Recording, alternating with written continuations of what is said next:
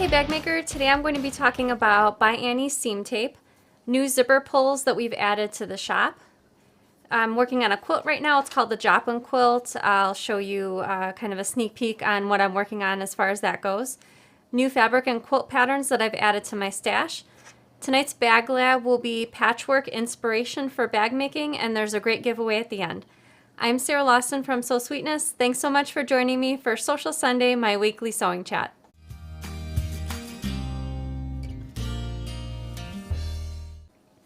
Hey everyone, welcome to Social Sunday, and thank you so much for joining me for the show.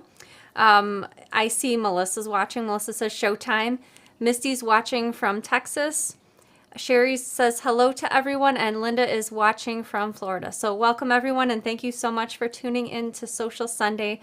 Just a friendly reminder before I get started, just about everything that I talk about during Social Sunday are things that I've purchased myself. So these are not things that I'm getting paid to talk to you about, but just cool things that I found that I'd like to share with you. And also everything that I'm scheduled to talk about, I link to in the description. So if you're interested in finding out more about any of the books, fabrics, notions, or projects that I talk about during Social Sunday, just check that link in the description and you can find out more information there. And also, lately I started doing our regular spam reminder. So just as a friendly reminder, I don't send private messages or ask for phone numbers or credit card numbers in order to claim prizes for Social Sunday. I announce the winner's name verbally, and we've also started adding the winner's name to the description of the show. So if you see anything that seems suspicious, like you've received a private message from someone who appears to be Sew Sweetness, or if you're a YouTube viewer and you've received a reply to one of your comments that you left on the show about telegraphing money or sending credit card information to a WhatsApp number, anything of the sort, go ahead and just report and block that. And Danny and I will also be on the lookout for anything that looks suspicious so that we can get that reported as spam and hopefully removed. Seems like this is kind of a temporary thing that keeps happening every week. So just be aware, and I always verbally announce the winner's name on the show. So FYI for that. All right, so for the notion of the week tonight, Cindy says, wondering if you had the snowstorm or the ice storm. That's a good question, Cindy. Here in the Chicago area, we had freezing rain, so I guess the ice storm, tons of tree limbs down. Our power went out for a few hours, which kind of got dicey because I have a bearded dragon who needs a heat lamp, and she gets UVA and UVB, and unfortunately, I had just fed her when our power went out, and she needs the heat to digest her food. So I was in a slight panic, but thankfully the power was only out for about 6 hours. So had some relief there. I saw some viewers that had power out for a day or more. So I hope if you are in that situation that your power is back on and fixed. New notion of the week is something we've just added to the shop. I'm super excited for. Danny's going to switch to the overhead camera. By Annie, who also makes Soft and Stable, she just came out with double-sided basting tape. So if you're familiar with Dritz Wash Away Wonder Tape, this is my almost gone little roll of the Dritz Wash Away Wonder Tape.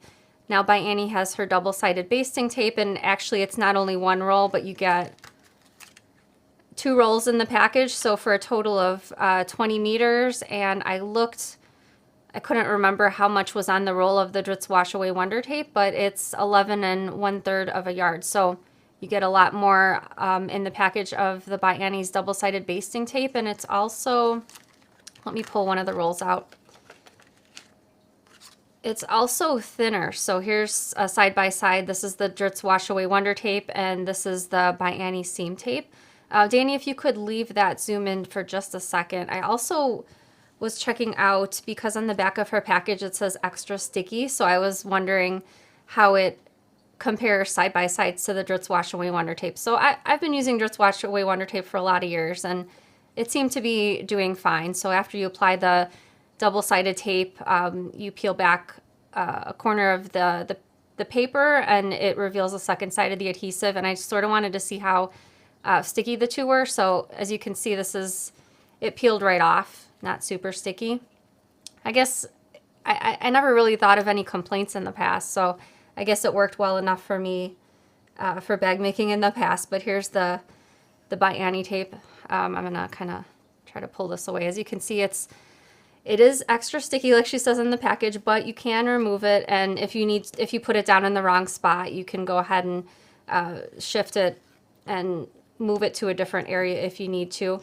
I usually use the double-sided tape for attaching a zipper pocket. So before the show, Dan, you can actually zoom out just a little bit.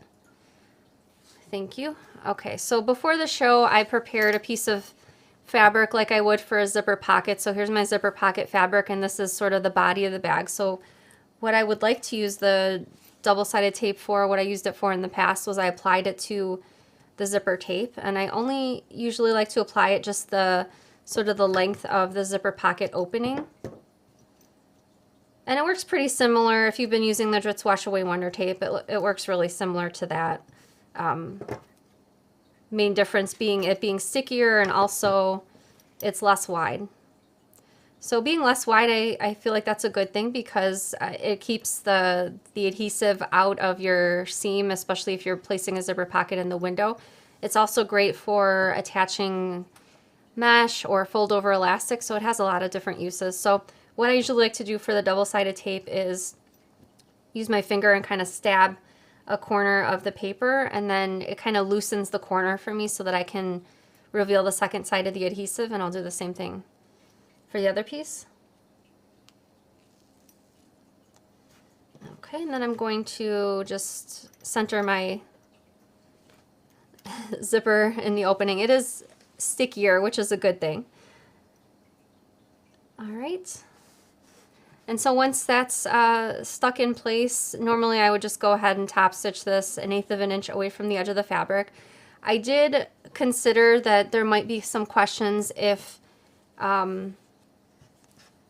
this will gum up a needle, so I also wanted to stick down a strip and go ahead and take it over to the sewing machine and sew through it on camera too. So I just had a little scrap of fabric. Again, I'm going to peel back a corner of the paper, and I'm just going to stick the fabric to itself, and then I'm just going to take this over to the sewing machine, and I'm going to sew basically where I stuck down the tape. So I'll head over to the machine now. And I'm just going to go ahead and just sew through it. I can feel it underneath, so it's basically right where my needle's going to be heading.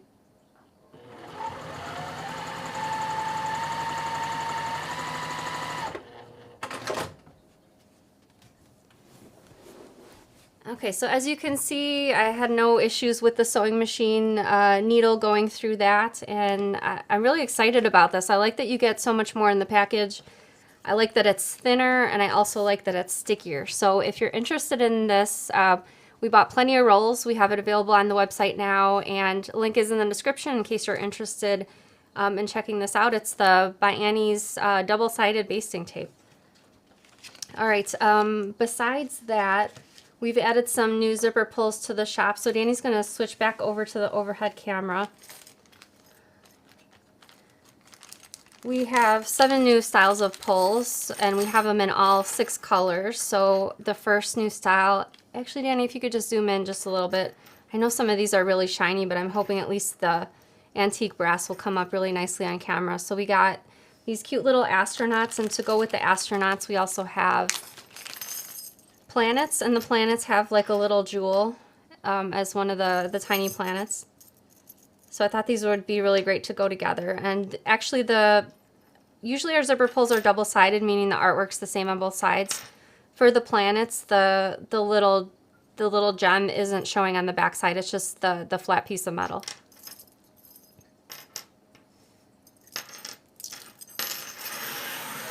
We also have, thinking of summer-themed fabrics, maybe fruit on the fabric, we have these little watermelons. Move one step closer. Oh, okay. Little watermelons. Also have crowns for either king, queen, prince, or princess type fabrics.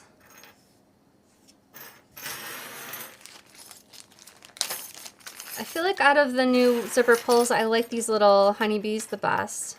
These are really cute. Sorry, Danny. Actually, you can zoom out. I feel like the close zoom kind of almost pixelates them a little bit. We have sharks, which are really cool.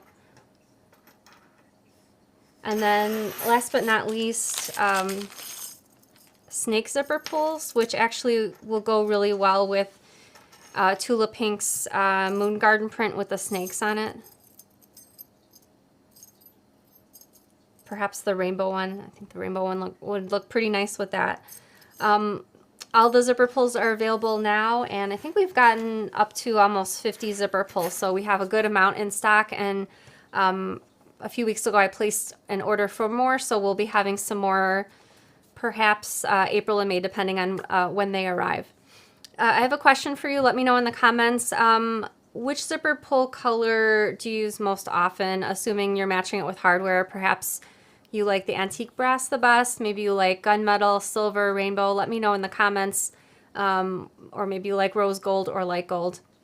Let me know which finish color for the zipper pulls you use most often for your projects. So I've been working on a quilt, and actually I cut out the fabrics months ago, so I just now started sewing everything together. I bought a quilt kit for this. It's called the Joplin quilt, and it's designed by Toad and Sew. And the fabrics really caught my eye, but they're kind of different colors than I would normally pick. I like using solids when I'm making a quilt, so these are kind of what the colors look like. I've never made a quilt with brown fabric before, but I feel like somehow the colors all go together. Danny's going to put a picture up on the screen of what the quilt looks like. This is from the pattern designer's website, and these are actually the same colors that I used for my quilt. So I'm almost halfway done, so hopefully I'll have something to share on the show soon. But it's really well written, easy quilt to piece together, and I'm looking forward to finishing it. I've been adding lots of fabric to my stash lately, and well, let's just start off with these 3 fabric lines. I usually don't purchase every print from the fabric line because I'm making bags with them, so I don't necessarily need every print from the line, but I usually pick out the ones that catch my eye the most, or maybe the largest scale prints. So this first fabric line is called Meadowmere, and you can probably see on the camera the gold is a metallic. There's actually a really fun panel, which, let me see. Danny, could you just zoom out just a little bit? And then maybe I can show you all of the portions of the panel on the camera. So this one says, "Where flowers bloom, so does hope." This one says, "The lovely flowers embarrass me. They make me regret I am not a bee." It's a quote from Emily Dickinson. And then let me just flip it over. I think the other 2 panels are different. "It's not what the world holds for you, it's what you bring to it." L.M. Montgomery. And then the last one is "Happiness is a Butterfly," Nathaniel Hawthorne. So that's part of the line. And then I picked up a couple more prints from the same fabric line. They're both metallics, so I like the kind of the geometric looking bees, and the gold is metallic. And then this one, another black with gold metallic print. Next up is also bee theme, new fabric from Heather Bailey. I only picked up 3 prints, but I picked up 2 of the floral prints. Really love the floral prints with the little bees. And then here's another with a different colorway. And then the last fabrics are from a line called, I think it was Art Journal. Yes, it's Art Journal. So these are, I guess, smaller panels with different bird artwork on them. And then I picked up another one with different, I guess, panels of different flowers. So I kind of like the vintage look of the last 2 fabrics. Like I said, I didn't pick up the whole fabric line, but if you kind of like the vibe of this, you'll want to check out the rest of the fabrics. Oh, Donna, yes, Donna said that would be great with the bee pulls. Let me see one of the bee pulls over here. Oh, that's okay. Yeah, definitely that, let's see. Maybe either the Heather Bailey one would look good with the bee pull, with the little bee in the fabric, or that gold one from the Meadowmere fabric line. Either one will look great with the bee pulls, the honeybees. Thanks, Donna. All right, so that's all of the new fabrics that I've added to my stash. I kind of like having different artists make portraits of my animals, and there's an artist named Bonny Snowdon. She actually has well, first off, she is an artist that works with color pencils. On her website, if you're interested, she has great video courses for colored pencil artwork, how to learn to make realistic looking animals and features. So check that out if you're interested in working with colored pencils. And she's working on a portrait of Olive. So Danny's going to put a couple of her progress photos up on the screen. So this is my horse Olive.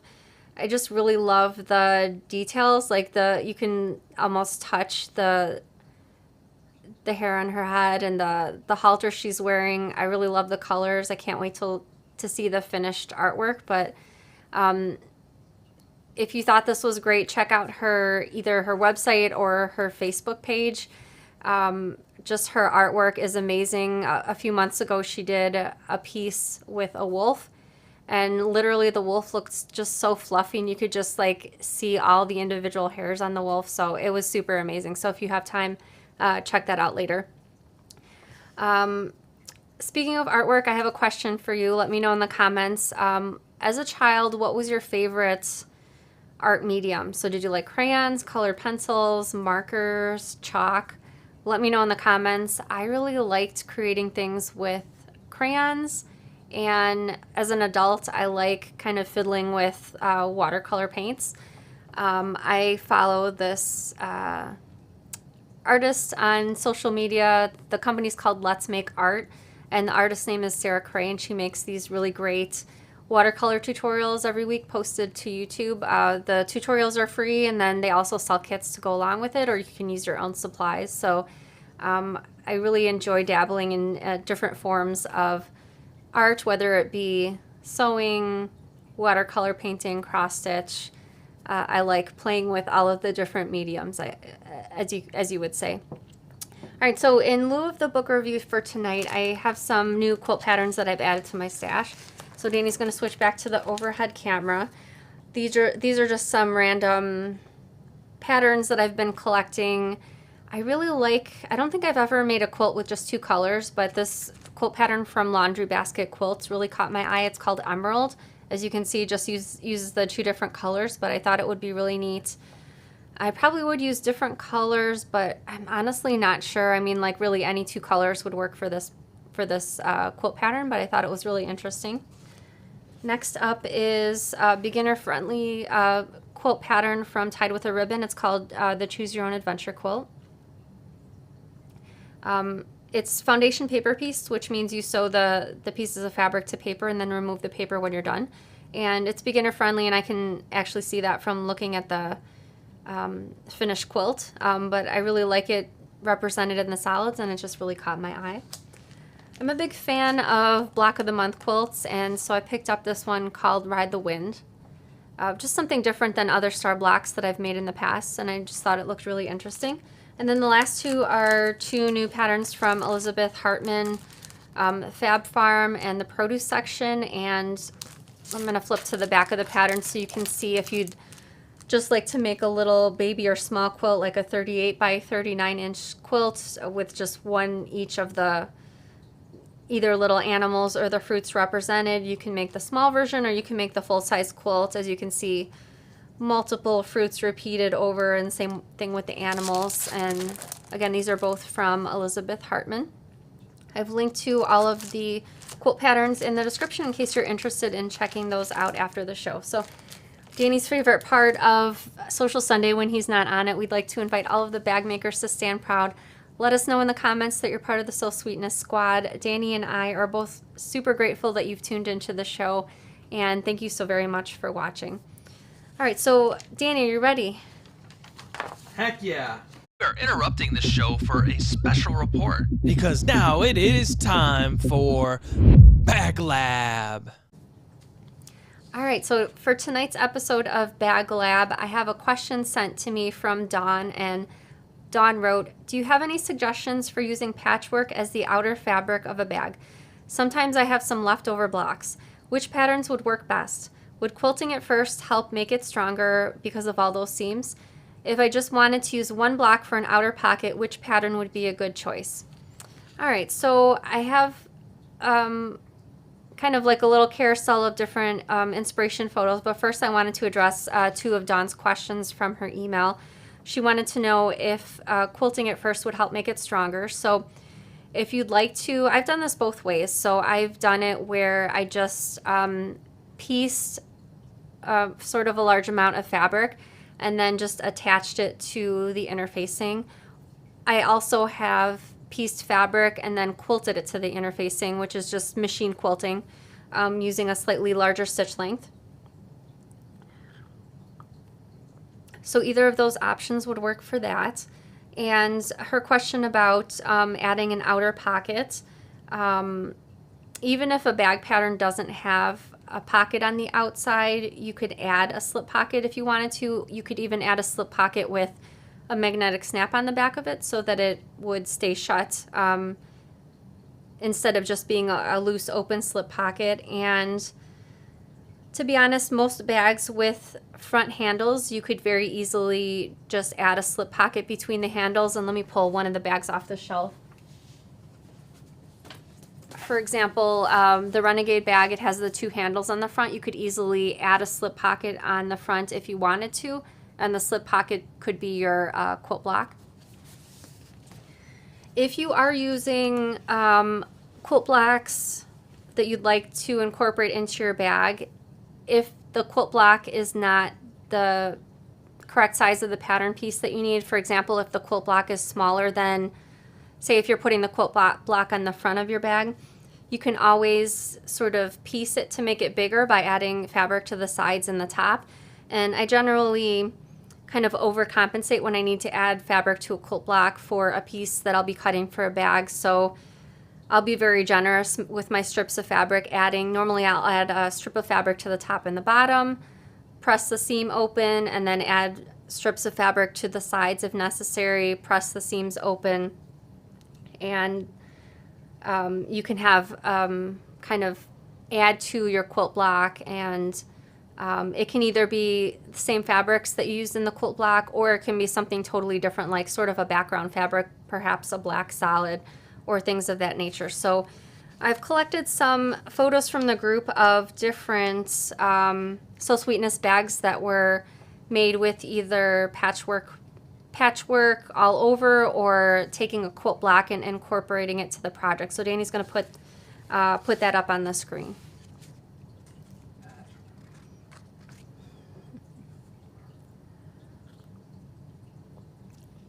So this is one I made. This is an aeroplane bag, and I used Allison Glass's mini tessellations quilt pattern, and I just pieced enough rows until I had a big enough piece for the front and the back of the bag. This one was made, let's see. Oh gosh, I did not write that down. I'm sorry. Marion made this one. This is the Amethyst Project bag, and she pieced some stars with some pink floral fabrics in them. Melanie made two Amethyst Project bags with looks like foundation paper piece blocks. Really love the blocks, and they fit perfectly on the front of the Amethyst Project bag. My friend Pat Sloan made an Amethyst Project bag with some of her own fabrics and some applique for that tomato pincushion on the front. Rock Baby Scissors made this Bellevue pouch, and she made some strip piecing kind of on a slight diagonal. Looks awesome. She always uses some great rainbow fabrics in her projects. Lisa made the Coalition bag with lots of little stars that she pieced in bright solids. This one looks really fantastic with those little stars. I made a Creative Maker supply case, and I foundation paper pieced these little pencils, and then my background fabric was just a text print. This is another one from Christy from Rock Baby Scissors. This is a Day Trip wallet, and she just pieced a small section for the center, and again in her standard rainbow. Another day trip cell phone wallet made by Nicole, and she used small square patchwork for the front pocket of her project. I made this is an early one for me, dot dot dash bag. I used Allison glass fabric, and I just pieced it with some triangles in her fabrics. This filigree was made by Betsy, and she foundation paper pieced this really adorable, cute turtle for the front of her project. And let's see, this persimmon was made by Emily, again with some square patchwork in a fun Halloween theme. I love those zipper pulls too, by the way. And so those are just some ideas of either using square, like an overall square patchwork theme, or using quilt blocks, or even foundation paper piecing. So there's lots of different options. I recommend printing the pattern pieces out just so you can have a grasp of the scale, like how big they are, and taking note of any kind of portions of the bag that might cover up the fabric, such as handles, pockets, maybe zipper pockets, things like that. I find it helpful to at least read through the pattern. If you're talking about one of my patterns, you can kind of reference the step photos throughout the pattern to see how things are added, like the handles, like how much of the handles are covering up the front or back of the bag. I find that you don't necessarily have to make the project first in a different fabric, but just looking at the step photos kind of gives you a rough idea of what's covering up, or how big the bag is based on the pattern pieces. So I find that considering those things will help you decide what type of patchwork or what type of quilt blocks you can use for your project. So I hope that helped. I also have, these are not bag related, but over the years I've cut up many a quilt to turn it into a garment. And so I pulled a few photos. These are not all of the quilts that I cut up to make into dresses or skirts, but some of them. So Danny's going to put some of those photos up on the screen right now. So this is a Dresden plate, a huge Dresden that I made that I attached to the skirt portion of this dress. Many years ago, as you can see by No Tattoos, I pieced hexagons for this particular wrap dress. This is the back of the dress, so you can see all the hexagons clearly. This one's foundation paper piece. This is the Allison Glass Feathers quilt pattern that I cut up to make into that dress. This is Tula's Space Dust, thank you, Space Dust quilt pattern. I made the whole quilt, which took quite a long time, and then I cut it up into a dress. So there's many more, but I felt like that was a pretty good sampling of patchwork that I have cut up for other uses. All right, so I'll be answering questions live in just a minute. So if you have a question for me, type it in the comments now, whether you're watching on Facebook or YouTube. It can be a general sewing question about a notion or tool, or a bag making question. I'll answer as many questions as I can live. Before we get over to the questions though, I wanted to announce the winner of last week's giveaway, and that winner is Julie Cangialosi. Congratulations to you, Julie. Please email me after the show so that I can get you connected with your prize. Danny's going to put my email address up on the screen. Sarah@sewsweetness.com. Please email me after the show, and if you weren't the winner but you have a question for me, email me anytime, and I'm happy to help. If you have a question about one of my patterns that you're working on, or any other question, feel free to email me. All right, Danny, take it away with the questions. We will have another giveaway at the end of the show as well.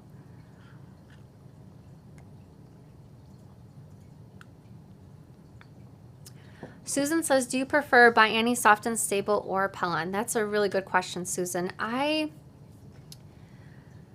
used all the different foam interfacings. I feel like there's no right or wrong.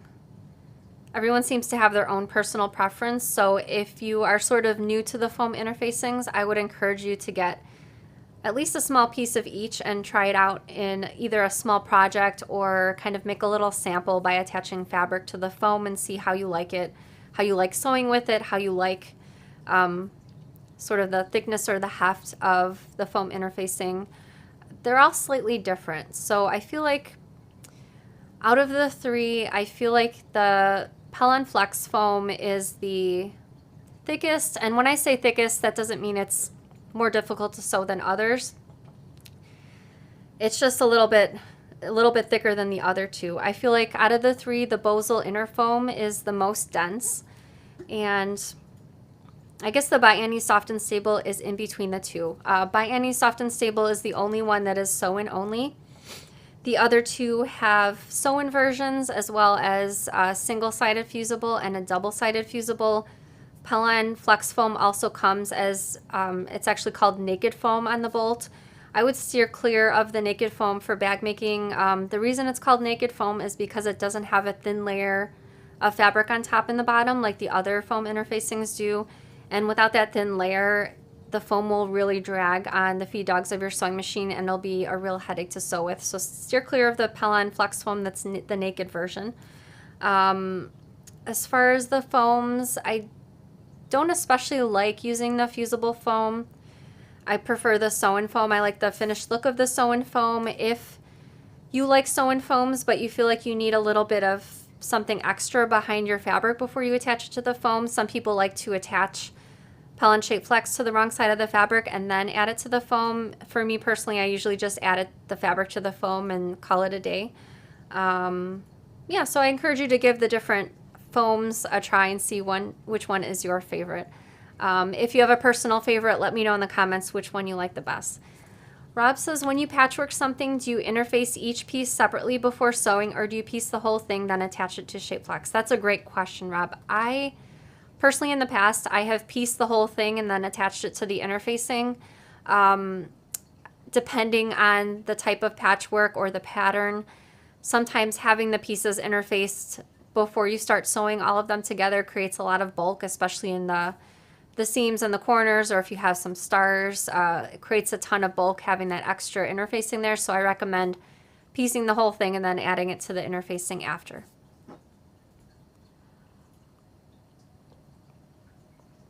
Good question, Jan. Jan says, what is washi tape and is it different from the basting tape? So actually, washi tape is, Danny, could you switch to the sewing machine view 1 second? So that over there, that polka dot tape on my sewing machine bed, that's washi tape. So that's not meant to be sewed over or attached to fabric before sewing through. People use it for different things. Scrapbooking. It's very similar in nature to painter's tape, meaning that it can easily be pulled off. Like I can take it off the bed of my sewing machine and reposition it, or just take it off. To begin with. The basting tape that I showed was actually double-sided tape, so that's why I peeled the paper off to reveal the second side of the adhesive. So both sides are sticky. The washi tape is just the one side has the adhesive on it. Carla says, do you have a pattern for a bag for the back of a wheelchair? I actually don't, but it is on my list for this year. I was thinking of two different versions, maybe one for specifically a wheelchair and one for a walker. Those are really just in beginning stages for me, so I really just have the sketches for them so far. Brenda says, where did you get your coffee cup? Could you show it to us, please? I do not remember where I got it from, but that's what it says on the front. Julie had a question from Australia. Does fray check stand up to washing? Well, as far as I'm aware, I have it right here. I don't think it's permanent. Let's see if it says on the back.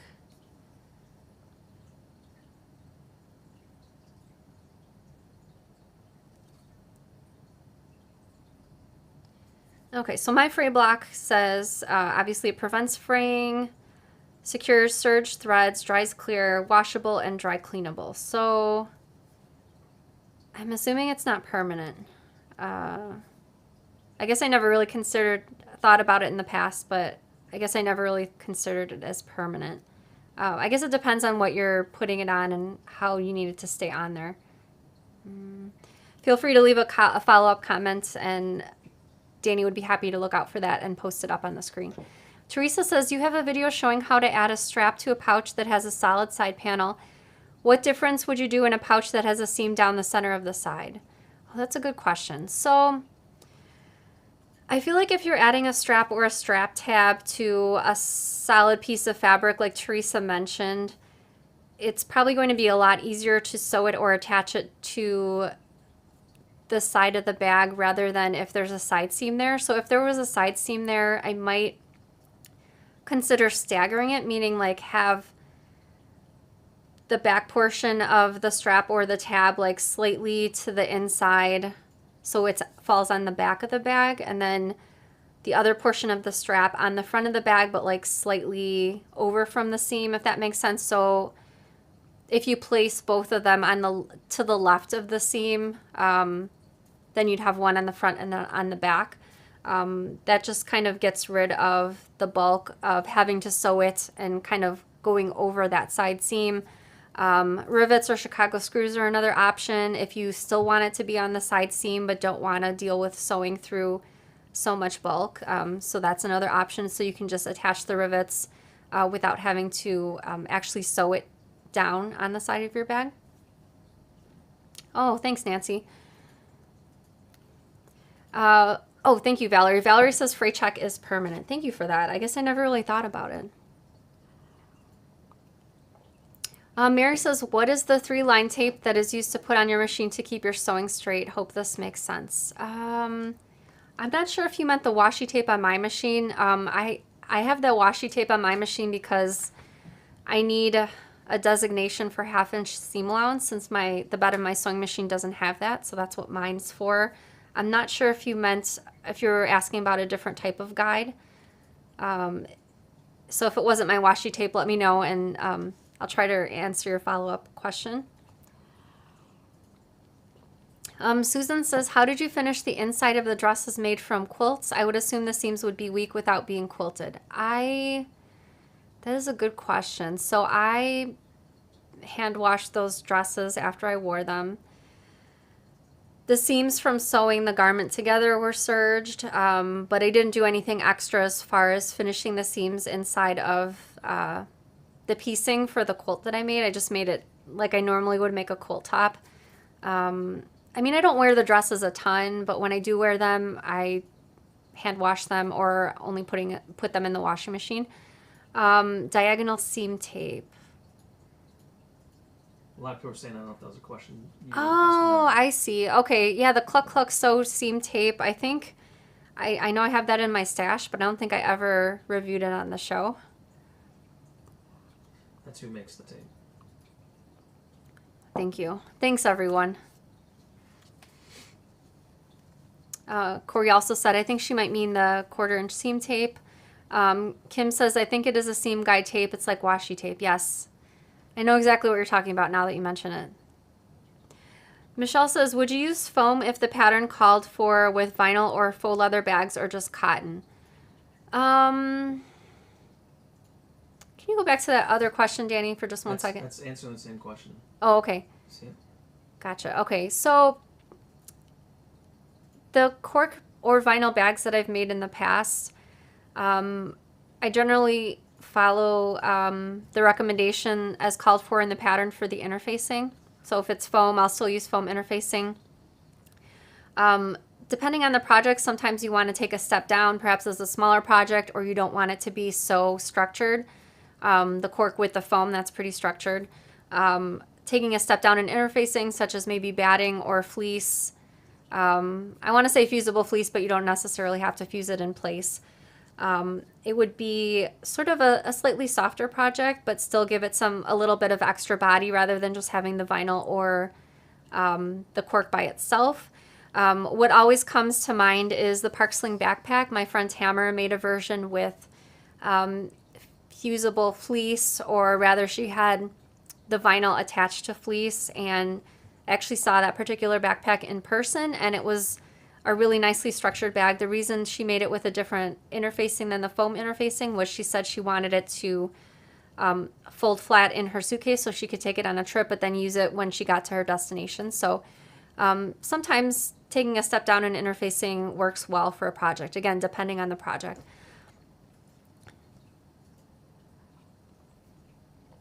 Wendy says, I want to try garments and suggestions on how to start. Seam work is a website you can check out, and also check out their social media. They have a lot of garment patterns and a lot of basics as well. Grain Line Studios is another one that comes to mind. I'm sure I'm forgetting a whole bunch of them.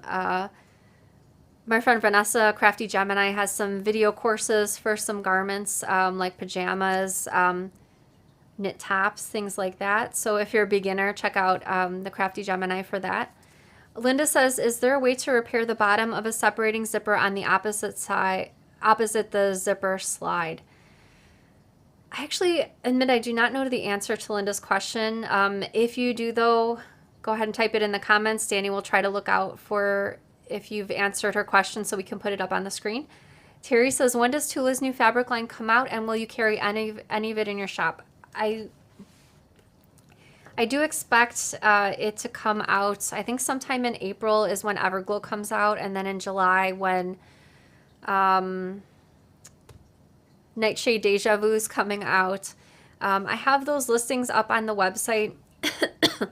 Obviously, they're out of stock right now, but if you'd like to be placed on the out of stock notification for the Tula Pink fabric before we get it, I have it listed in the shop. If you go to the So Sweetness website, there's a shop tab and there's a sub tab for cotton fabric. You can find all of the Tula Pink fabric in the cotton fabric sub tab. Londa says, do your zipper pulls fit Annie's zipper by the yard? So Annie's zipper is actually a number 4.5. So the zipper pulls that we carry are number 5, so that those won't fit. You can't use the number 5 pulls on the number 4.5 zippers, unfortunately. Are you calling it on the questions, Danny? I feel like the show went by, it just flew by tonight. I apologize if I did not get to your question live, but I will be answering questions again next Sunday, and Danny will be joining me for next Sunday's show. So one more thing to get to is the giveaway for tonight. I'll be giving away the Paladin Pouch pattern and video, plus a packet of Soft and Stable. All of the giveaways are randomly drawn, and you have until the end of the day this Saturday to leave a comment on this show wherever you watch on Facebook or YouTube. We put all of those together, and I select one winner, and I'll announce the winner on next Sunday's show. I've also put together a slideshow of some of your Paladin Pouch makes, and Danny's going to put that up on the screen right now. Anna Marie made this one with a really fun drinks fabric and a coordinating zipper pull, and I really love it with the striped zipper tape. Sharon made this version with Tula Pink polka dot fabrics. The nice thing about this pouch is it has that really center divider, and so basically the 3 separate storage portions. Denise made this with an embroidered, beautiful embroidery on the front in a gold thread. Jane made this M&M version with M&M candy wrappers, and I think it's super unique with the candy wrappers, and it turned out really great. Katerina made this with an applique heart and a chunky zipper on the top of her pouch. Michelle made this in Tula Pink fabric, and just love Michelle's photos, love how she styles them, picks all the different shots to go together. Nicole took this picture from a craft market that she was at, and she said she sold, in this particular day, she sold 35 Paladin pouches, so I thought that was amazing. Susan also sells lots of Paladin pouches at her craft markets. Here's a selection of some of hers from a past market. Trina made this one in a silver faux leather. Love that pop of color from the lining that she chose. And so those are just some ideas for the Paladin pouch. I think what I've seen mentioned from those who sell these at craft fairs or craft markets is that their customers really like the 3 separate sections. From the front, it just looks like a basic zipper pouch, but when you open it up with a single top zipper, then it reveals the 3 separate sections on the inside. So I think that was a consensus as far as why their customers chose to purchase that particular project for them. So good luck, everyone, for the giveaway. I have one bonus question for you that you can answer in the comments right now. I'm curious about which movie have you watched many times over, more than once, what's your favorite movie, that kind of thing.